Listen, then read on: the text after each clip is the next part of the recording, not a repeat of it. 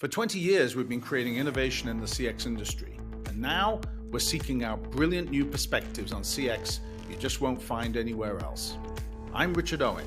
Welcome to the CX Iconoclast.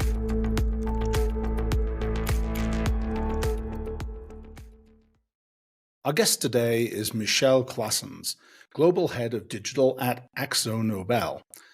Between Michel's time at Philips Lighting, NSX, and now AkzoNobel, Michel's resume kind of reads like a who's who of leading Dutch brands. Certainly in his current role, he is responsible for some very exciting areas, including global digital transformation within AkzoNobel across both B2B and B2C, where he constantly brings the challenge of transformation back to what not so much about technology as about people. Now, in the US, you may be less familiar with AkzoNobel as a business, but with a market capitalization today in excess of 11 billion US dollars, AkzoNobel is one of the world's most successful manufacturers of paints and coating. Founded in the Netherlands in 1792, about the same time as the French Revolution, the company operates all over the world today, but still has its Dutch headquarters, which is where I recorded this interview. Now, some aspects of the transformation they're doing are quite original. For example, the implementation of augmented reality and virtual reality technologies in various areas of the business, including training, supply chain optimization, and, importantly, customer experience enhancement. Perhaps more conventionally, the company does focus on the customer journey as the starting point for digital transformation, but brings that on to not just improvements in CX, but also revenue impact. And at the end of the day, everything about digital transformation is trying to drive one of those two outcomes. They've also found, and I thought this was an interesting thing from the conversation, they found that customers who engage both online and offline have the highest order value, highlighting perhaps the importance of a hybrid or a combined model. But perhaps most surprisingly today for AkzoNobel is the new focus on digital components and data in product innovation. And yes, this means what I can only call digital paint. I hope you enjoy the conversation. Well, Michel, thank you very much for joining us today and hosting us here in AkzoNobel's headquarter office in Amsterdam. It's a very beautiful building. If we have a chance, I might scan the camera so we can see whatever this alien plant is behind you. But, yeah, sure. But thank you again. I want to start by talking about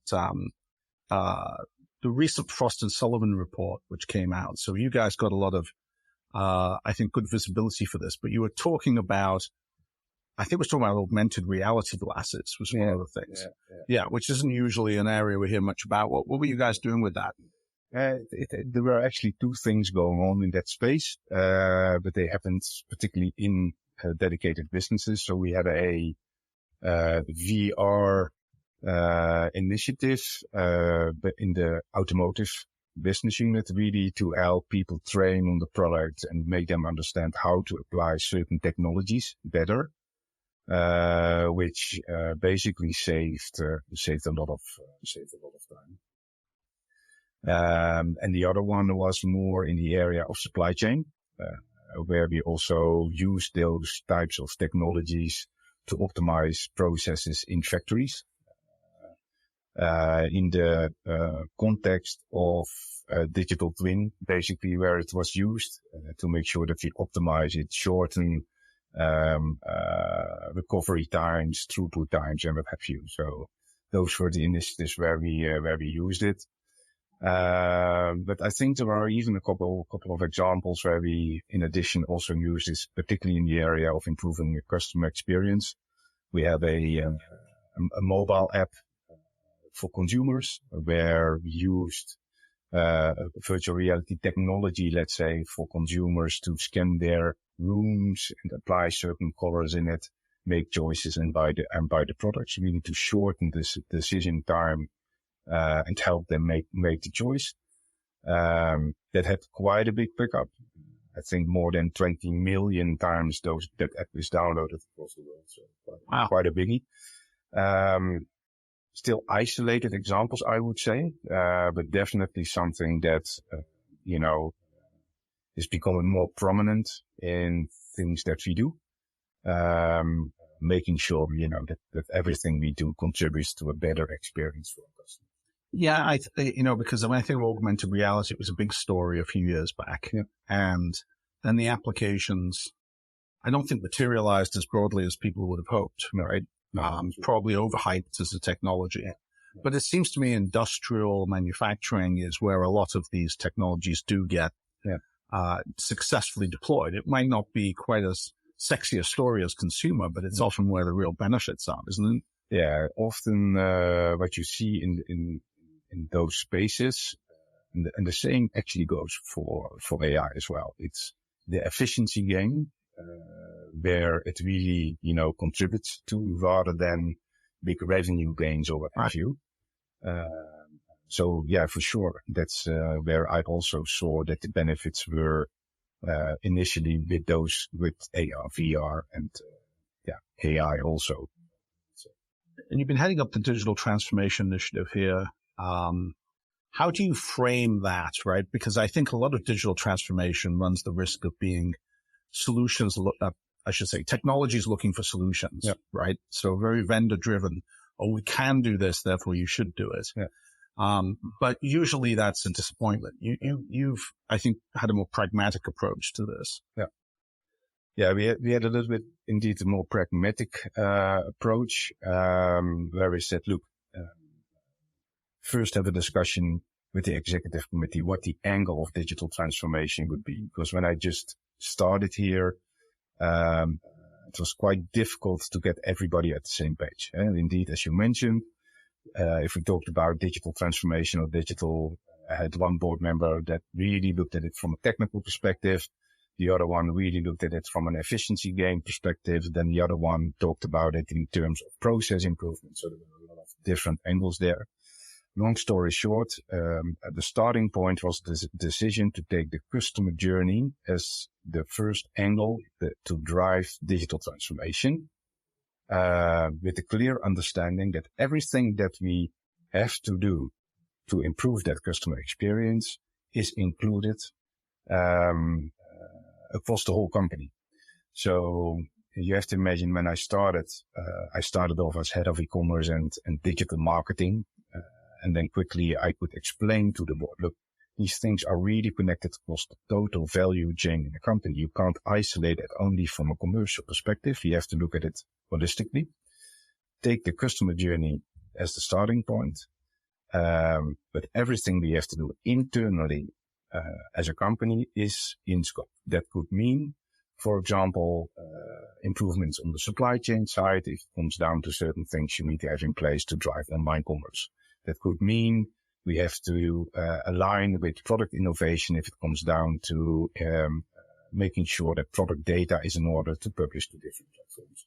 So we really, from a digital transformation perspective, look at the whole spectrum of the company, very clearly geared towards improving the customer experience.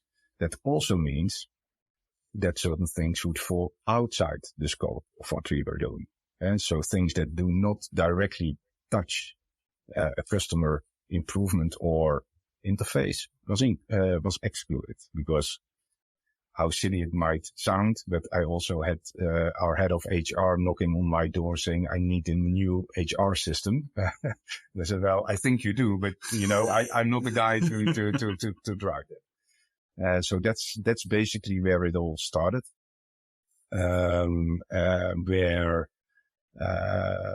From there, we clearly, let's say, aligned with the business units to see where the focus was from a customer perspective, making sure that we have the customer journey really detailed out and translated to their go-to-market models. That gave us a roadmap, what to do on the customer side of things. The second roadmap was really geared towards what do we need to do in the company to deliver that experience. And that's the part that is often forgotten, right? So it's indeed often only the technology side of things.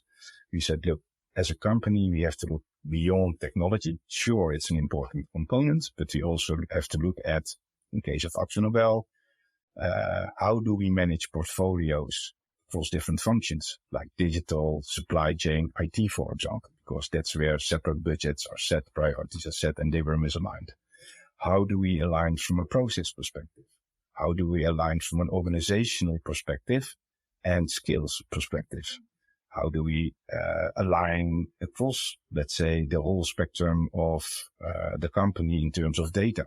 And I'm talking not only product data, but also color data in our case, or behavioral data. So we had a whole roadmap also geared towards improving the internal organization, and we had a roadmap geared towards improving the customer. That's a massive undertaking. I mean, what you just described, is such an expansive view. Yeah. How do you keep that on track? Yeah. I mean, because you've got so many different threads to that. Yeah. Isn't there a risk that it can just balloon out of control? Yeah, there is. And the reality in Akzo, in terms of process and digital maturity, led to an approach where we said, look, we have a framework that we use for our, approach, but we apply it very specifically to what we call strategic cells. So for each of the 8 business units, or 9 at the moment, we have had conversations with the BU leader, BU the leadership, and say, look, where in your business are the opportunities to drive digital growth or efficiencies? And we have identified across these 9, don't pin me down on the 26 strategic cells where we're going to apply the digital transformation first. So very much focused together with the business units, instead of trying to apply everything across the whole company all at once, because that, especially in a company like Akzo with the maturity it has, is not feasible. Then you blow things up and are running the risk of an unmanageable situation. Usually when I think of initiatives like this, you're really trying to either accomplish cost reduction, or you're trying to do something that's significantly going to change the nature of relationship with customers. Yeah. And to some extent, those tend to be the 2 measurable outcomes of the whole thing. Is that fair for Akzo? Was the balance here towards innovation that would grow revenues, or did you balance that with cost reduction opportunities? It's a balanced approach. And it also relates to, obviously, the focus of the business units. So I would almost say, if you look at the spectrum of your stakeholders, it automatically leads to discussions with people that are looking very from a commercial perspective, and talking about growth, revenue gain, etc. The other stakeholders often talk about how can I, use digital technologies to actually optimize the process of product innovation, manufacturing, to distributor or channel, to your sales and to your customer. That's another axis than your customer journey, obviously. So it's almost a matrix type of spectrum that you're looking at, where we try to balance things out and put them into reality of budget and resources, because that's a fair thing that always comes to play. But in the end, everything we do rolls up into those 2 KPIs, either revenue gain or cost efficiency or reduction. And it tends to be a challenge because revenue gain is hard to quantify, right? Correct. And we're always very skeptical with revenue gain metrics, right? You heavily discount cost reduction, pretty well understood. Yeah. So there tends to be a bias towards focusing on cost reduction because you can quantify that much easier. Yeah. Revenue is much more speculative, so you have to think quite differently about how you're going to potentially ripple through into revenue benefits. Don't you? It's so much harder. Yeah, it's harder, especially when it's not 100% clear if the revenue that you gain through digital channels is shift from traditional to a new channel or incremental. So we are still, by the way, putting a lot of effort in making that clear. On the other end, my position also was towards the executive committee. Look, when we started this journey, the online revenue or the revenue through digital channels was quite low. It was a couple of million. At the moment, I can name the exact figure, but it increased with, I think more than 400%, something like that. It indicates a shift in customer behavior that you can't ignore. So all of a sudden, because of this fact, the attention is there. And sure, we want to optimize that to really and prove that there are incremental bits in it. But for sure, compared to a couple of years ago, the importance of having an online revenue channel as a company is very important. It's interesting you say. So when we built the online revenue channel at Dell Computer, when I was there, so that was 1990s, and we'd had a goal of moving 50% of our business online over the space of about 6 years, which we accomplished. Yeah. The surprise in some ways wasn't so much that customers went online, but it was the other benefits associated with that. So customers who purchased online interacted very differently with the company, right? In terms of how they bought, what they bought, how they sought support. In some ways, once they'd gone digital, they worked with the company in very different ways. Yeah. Are you starting to find that now that you've ramped your commerce side? Is that sort of percolating through into other aspects of the way customers interact? Yeah, absolutely. And what we tested out, especially in the UK, is we wanted to see if there was a difference in customer value and the order value per customer of customers that ordered offline, that ordered online, or were engaging in both channels. And the long story short, we for a fact could prove that people that were engaging both on and offline had the highest order share, and in that sense. So we are putting a lot of effort to bring existing customers online. So this was the hybrid customers. They worked in both models. And did they outperform customers who were purely purely digital, purely offline? This hybrid group outperformed? Yeah, the hybrid group outperformed. And that's where a lot of effort currently is going into to bring current customers that are not online, and maintain that relationship and make hybrid customers of them, to grow, let's say, the revenue share. That's a pretty consistent finding from a lot of companies that it's this combined model where customers do a combination of online and a combination of digital and non-digital interactions. And they seem to be the highest margin customers. They seem to be the ones that become most efficient to serve. Yeah. And so it is interesting that that's playing out at Akzo as well. Do you see significant differences geographically when you look around the world? Yeah, in terms of behavior, you mean? Mm-hmm. Or China is always very specific. I think that goes for most industries. What's going on there is specific because of the landscape, the digital landscape that you have with the 3-4 big players in those networks. Everything happens. It goes very fast. So you see a lot of things quite differently managed versus the rest of the world. What we see is that also even within Europe, there is quite a difference in digital maturity. There are a couple of countries standing out. But in the majority, let's say, we still see that there's still a lot to gain, and especially in the southern regions of Europe, we still have to put a lot of effort in, and I think there's quite some opportunity there as well. There are definitely, in terms of maturity, differences across the globe that we need to facilitate. That also, means that we can't use a one-size-fits-all approach for the company. It must be very focused. Hence also the choice to first direct to really strategic sales where we think we can make the difference, and from their scale where we see the opportunity, not only from a customer behavior point of view, but also from a company readiness point.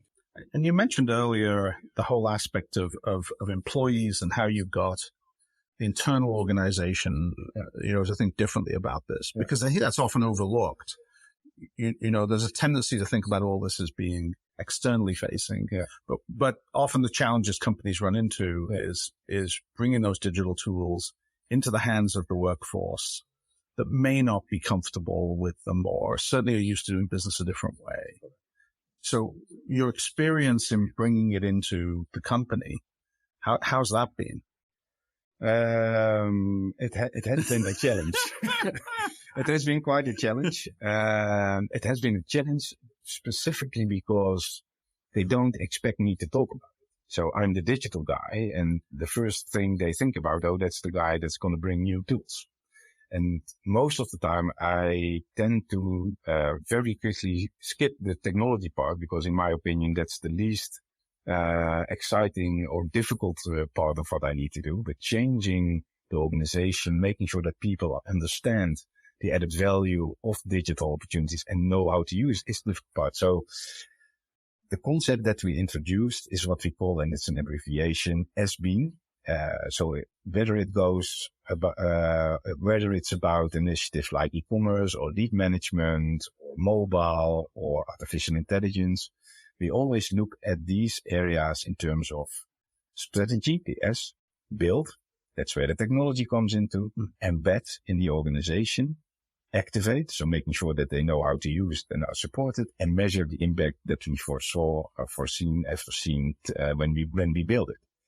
So we built little suitcases where all these elements are in, which translated back into the structure of my team. So I had a strategic part of the team, a build team, a small team that looked at embed, and then we talked about things like training. Every time we deploy something, making sure that the skill set in the BUs is becoming up to par, that they understand it. And also making sure that the organizational setup around it is in place.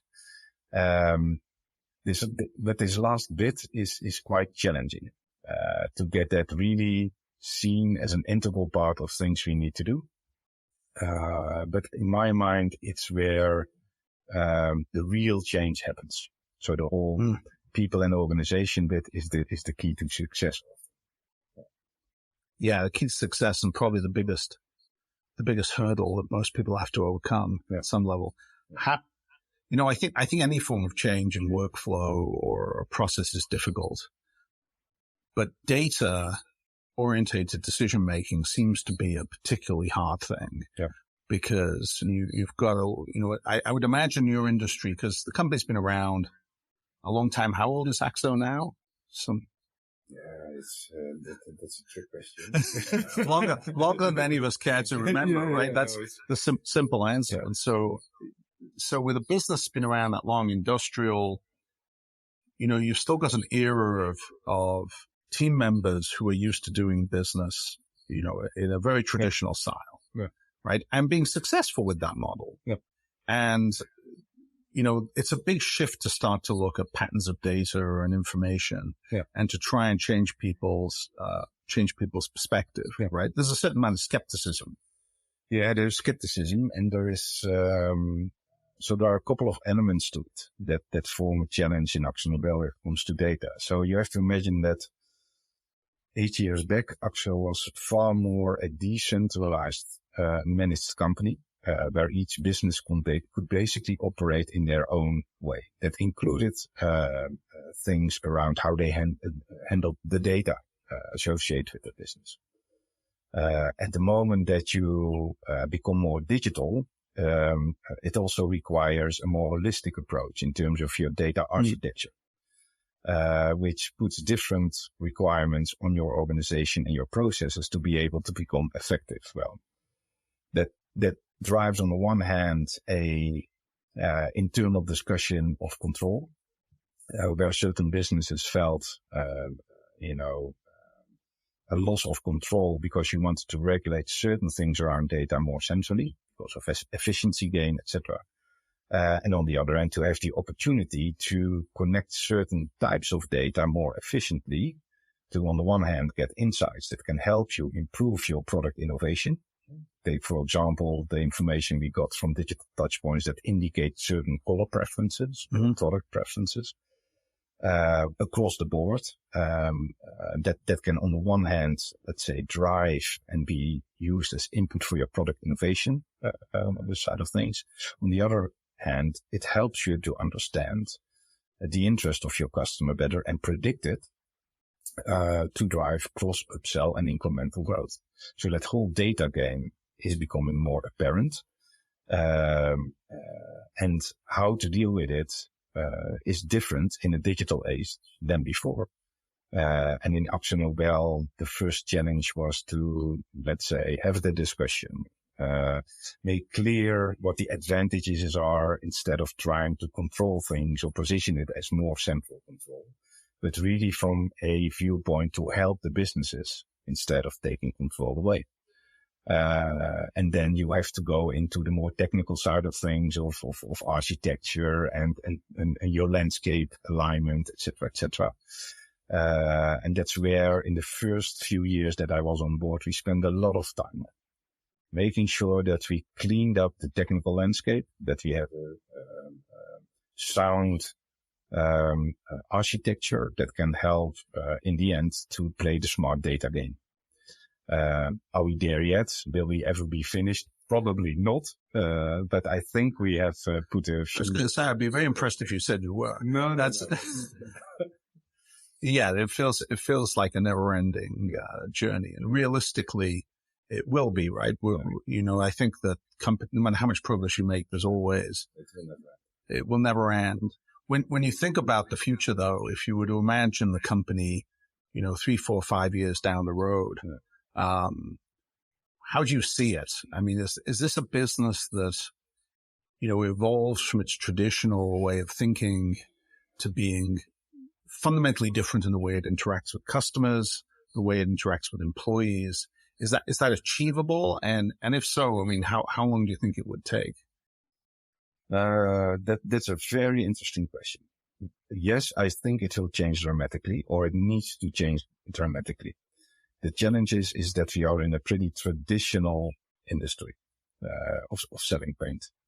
On the other hand, if you look at the innovation side of our industry, more and more product innovations have a digital component in it.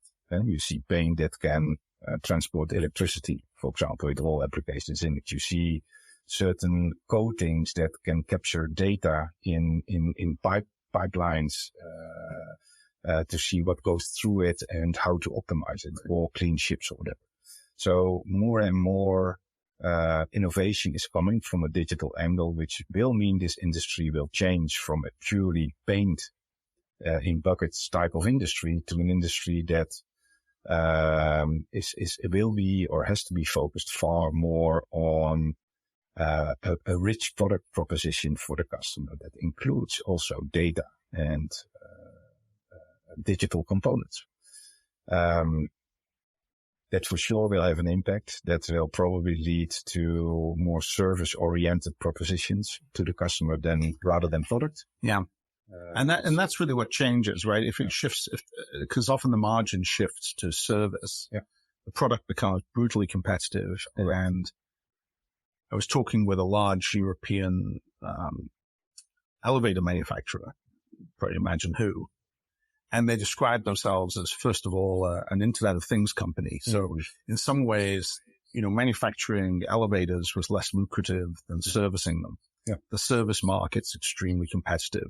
Yeah. And then it becomes digital products because you want the elevators or the escalators to notify you in advance if there's a mechanical risk, right? Yeah. So that shift means the competence in the company shifts away from traditional mechanical engineering to data science and digital technologies, which is a whole new world in terms of skill sets and culture. And just in the news this morning, I think there's a piece about Volkswagen doing a deal with Rivian for software technology.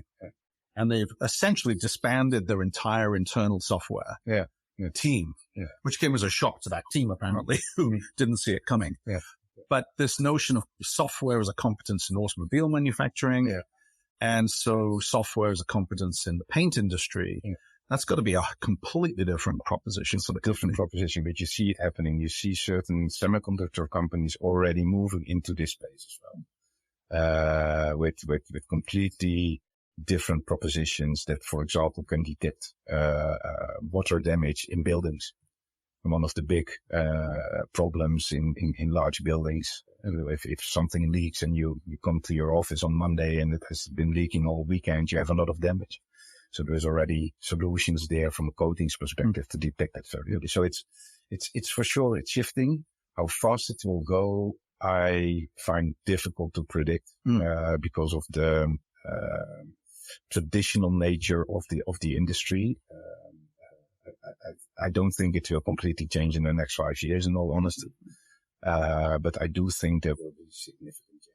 Well, I've always thought in technology, we get the direction right, but the timing wrong. Yeah.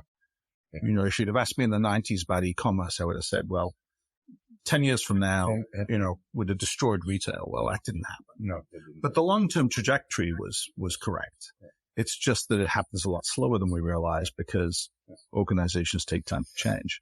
And for me, the interesting thing of working in Akzo in that sense is that the dynamics which we are now currently talking about have happened in industries I previously worked in. In Philips, if you look at the consumer industry, same thing happened. The products became more digitally and data-driven in the personal health area. Same in the lighting industry, with propositions of connected lighting and lighting as a service. Yeah. Similar type of thing. Yeah, and clearly, I mean, Philips is just by geographic proximity, it's got to be a business you guys know very well. Yeah. And look at their evolution as a company. As you said, lighting gone from being a very basic product to a very complex and sophisticated product. Correct. So very interesting. Well, Michel, thank you very much for taking the time to talk to me today. I think it's a fascinating story, and I think it's particularly relevant for an awful lot of companies out there that are in, industrial manufacturing sector that in some ways always feel a bit more left behind by digital technology because we hear about Silicon Valley startups every day, but most of the economy looks more like businesses like Akzo. And congratulations on the progress to date and best wishes for the future. Thank you very much. Thank you for having me. Thank you. Thanks for listening to the CX Iconoclast from OCX Cognition. Subscribe wherever you get your podcasts so you won't miss any of our thought-provoking conversations. And please get in touch if you want to learn more about what OCX Cognition's predictive CX analytics platform can do for your business by providing complete insights into every account, continuously updated and connected to operations. You'll find contact info in the show notes.